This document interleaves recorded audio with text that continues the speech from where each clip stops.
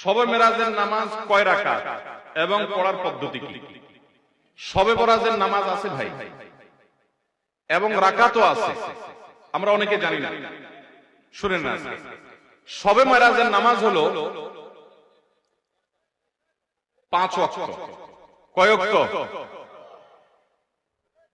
শবে মেরাজ উপলক্ষে বা মেরাজকে কেন্দ্র করে প্রতিদিন 5 ওয়াক্ত নামাজ পড়তে হবে, কারণ এই 5 ওয়াক্ত নামাজ কোথা থেকে আসছে? অতএব এটা মেরাজ উপলক্ষের নামাজ বলা যায়, মেরাজকে কেন্দ্র করে এই নামাজ আসছে, তাই না? অতএব মেরাজের নামাজ বলতে যদি কিছু থাকে তাহলে সেটা হলো কোন নামাজ?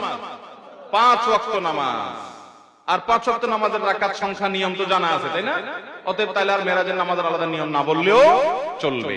আমাদের দেশে অনেকে মনে করেন না, মেরাজের রাতে আলাদা নামাজ আছে, 2 রাকাত করে এত রাকাত, এই সূরা এতবার, ওই সূরা এতবার, এরকম কোন নামাজের কথা হাদিসে বর্ণিত হয় নাই। নবী করিম সাল্লাল্লাহু আলাইহি ওয়াসাল্লাম মেরাজ হয়েছে সেটা সত্য, বরং মহাসত্য। তার ইসরা হয়েছে সেটি সত্য, মহাসত্য। কোরআনে আয়াত আছে, অস্বীকার করলে ঈমান থাকবে না।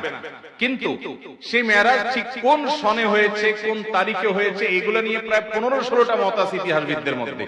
অনেকেই বলেছেন, ইবনে শিহাব জুহরি রাহমাতুল্লাহর মতো মানুষ, আর অনেকে বলেছেন এটা হয়েছে রবিউল আউয়াল মাসে, অনেকে বলেছেন শাওয়াল মাসে, অনেকে বলেছেন রমজান মাসে, অনেকে বলেছেন রজব মাসে। রজব মাসের 27 তারিখের কথাও এক দুজন মুহাক্কিক বলেছেন, তবে বেশিরভাগ মুহাক্কিকদের মত হলো ভিন্ন।